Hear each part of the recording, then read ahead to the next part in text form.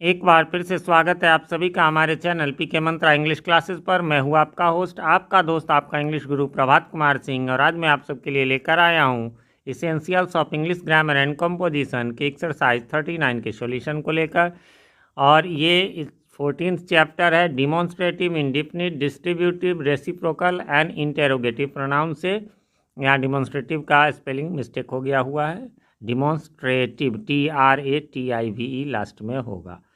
तो इसमें करना क्या है तो देख लीजिए। Fill in the blanks with the correct form of the interrogative pronouns. तो इसमें मेन इंटेरोगेटिव यानी लास्ट का ही है। बाकी आपको इससे पिछला अभी ऊपर आई बटन में आपको लिंक नज़र आ रहा होगा, तो वो एक्सरसाइज 38 का आपने नहीं देखा है तो उसे जाकर देख लें। उसमें भी प्रोनाउन से रिलेटेड आपको जो है सो है, तो उसे आपने नहीं देखा है तो ज़रूर देख लें। बाकी प्लेलिस्ट आपको और भी मिल जाएंगे वहाँ ऊपर में, प्लेलिस्ट इस बुक के नाम से भी मिल जाएंगे। नीचे डिस्क्रिप्शन में हमारे चैनल पर जितने भी बुक्स के सॉल्यूशन मिलते हैं उन सब के प्लेलिस्ट मिल जाएंगे, वहाँ से जाकर आप देख सकते हैं। वैसे मैं बताना चाहूँगा हमारे चैनल पर आपको बिहार बोर्ड के 11th 12th और CBSE के क्लास 8 9 10 11 और 12 के इंग्लिश बुक का कंप्लीट सॉल्यूशन आप सभी को मिलता है।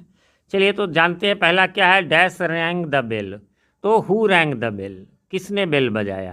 ध्यान में रखेंगे हु का प्रयोग जो होगा वो पर्सन के लिए होगा, और विच का जो प्रयोग होगा, विच का वो हो जाएगा थिंग के लिए यानी वस्तु के लिए, और व्हाट का प्रयोग जो है वो सब के लिए होता है।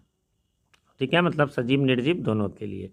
तो पहला में हो गया हु रैंग द बेल, किसने बेल बजाया। ऐसे हम लोग बोलते हैं dash did you give my message to, whom did you give my message to, मेरा मैसेज किसको दिया है ना, तो हुम किसको, किसको के अर्थ में है। अच्छा, who advised you to do this, किसने जो है तुम्हें यह करने की सलाह दी।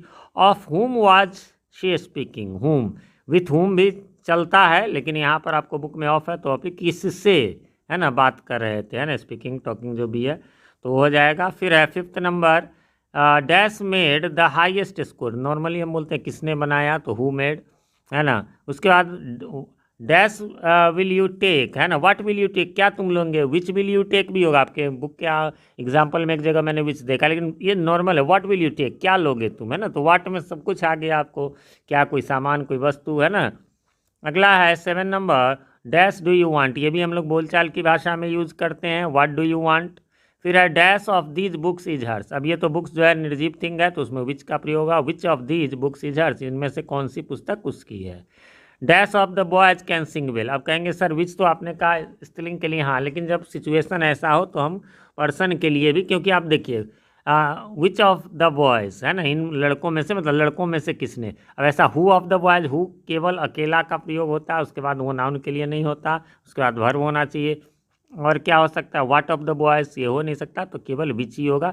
विशेष परिस्थिति में यह होगा which of the boys can sing well. अगला है dash of you has broken the slate, है ना, विच ऑफ यू। तो यहाँ भी विच का प्रयोग आप देख रहे हैं कि ऐसे जो है यहाँ पर इस अर्थ में है। अगला है वही ऑफ करके लगा हुआ है तभी है, लेकिन नॉर्मल ऐसा नहीं कहेंगे कि विच, है ना, ये ऐसे जो है विच इज़ योर, है ना, ब्रदर, ऐसा नहीं कह सकते, हु इज़ योर ब्रदर ही कहेंगे, वहाँ पर्सन ही होगा। फिर है dash have you decided to do, what have you decided to do, है ना, क्या करने का निर्णय लिया है आपने। Dash do you prefer health और wealth, what do you prefer, इसमें जो है व्हाट ही हो, क्या प्रेफर करते हो आप, हेल्थ या वेल्थ, यानी कि धन या स्वास्थ्य। Dash is the which is the horse I am to sell, है ना, कौन सा घोड़ा जिसे मैं बेचने वाला हूँ। वैसे आप कहेंगे यहाँ वेयर भी हो सकता है, वेयर इज़ द हॉर्स, कहाँ है वो घोड़ा जो मैं बेचने वाला हूँ। ठीक है, तो वेयर का भी हम लोग प्रयोग कर सकते हैं। ठीक है, अगला है डैश, लेकिन हमारा ये ध्यान में रखें कि हमारे बुक में वेयर का प्रयोग नहीं है, इसलिए हम यहाँ पर नहीं कर रहे हैं। व्हाट शैल वी ईट, क्या हम लोग खाएंगे, व्हाट शैल वी ड्रिंक, और क्या हम लोग पिएंगे, है ना, तो व्हाट का ही प्रयोग ये हो जाएगा।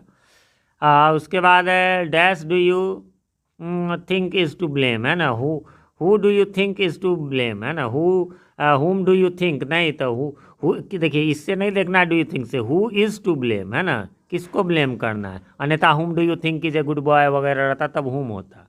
अब यहाँ जाइए by dash was the novel written, यहाँ बाई दिया हुआ है, बाई मिस्टेक, यहाँ पर बाई नहीं होगा, यहाँ बाई के साथ केवल हूँ। मैं इसका स्क्रीनशॉट ले लेता हूँ ताकि करेक्शन करवा दूँ, ताकि जब पूरा PDF तैयार हो जाए तो आप लोगों के लिए अवेलेबल करा सकूँ। तो क्या हो जाएगा, है ना, by whom was the novel written. अगला है who do you think to be honest, है ना, यानी who is honest, to be की मतलब हो गया इस हिसाब से, डू यू थिंक वाले को देख करके हमें नहीं लगाना है। आगे बढ़ेंगे 18 number, dash do you think is honest, फिर वही है हु इज़ ऑनेस्ट, है ना, तो वो who do you think is honest, ऐसे हु डू यू थोड़ा अजीब लगता है। चलिए व्हाट इज़ बेटर कैरेक्टर और रिचेस, तो इसमें व्हाट का ही प्रयोग ऊपर विच वाइस वाले में था। विच ऑफ दीज पेन्स, अब विच ऑफ दीज बॉयज रहता तब भी विच ऑफ, है ना, ऑफ करके ऐसे रहे तो विच ही रहेगा, पेन्स विल यू टेक। ठीक है, तो ये छोटा सा एक्सरसाइज था, यहीं पर समाप्त हो गया। उम्मीद करता हूँ आपने मिला लिया होगा। अब कोई कन्फ्यूज़न नहीं होगी, फिर भी कोई कन्फ्यूज़न हो तो कमेंट करें, मैं रिप्लाई ज़रूर देता हूँ, थोड़ी देर से ही सही। और जिस क्वेश्चन में कन्फ्यूज़न हो वो क्वेश्चन आप कमेंट कर दे तो मेरे लिए इजी होगा, वरना फिर बुक निकालो, एक्सरसाइज निकालो, क्वेश्चन देखो तो थोड़ा सा टाइम लग जाता है। बाकी चैनल पे नए हैं या चैनल को सब्सक्राइब नहीं किया है तो प्लीज़ मेरा रिक्वेस्ट है कि आप इसे सब्सक्राइब कर लें और साथ में नोटिफिकेशन बेल में ऑल को प्रेस कर दें, जिससे कि हमारे आने वाले वीडियो सबसे पहले आप तक पहुंच सके और पहले के वीडियोज़ आपको ढूंढने में आसानी हो। वीडियो पसंद आए तो लाइक करें, ना पसंद आए तो बेशक डिसलाइक करें, और जब पसंद आ जाए तो अपने नियर एंड डियर वंस के साथ शेयर करें। मिलते हैं अगले वीडियो में, तब तक के लिए हैव अ नाइस डे।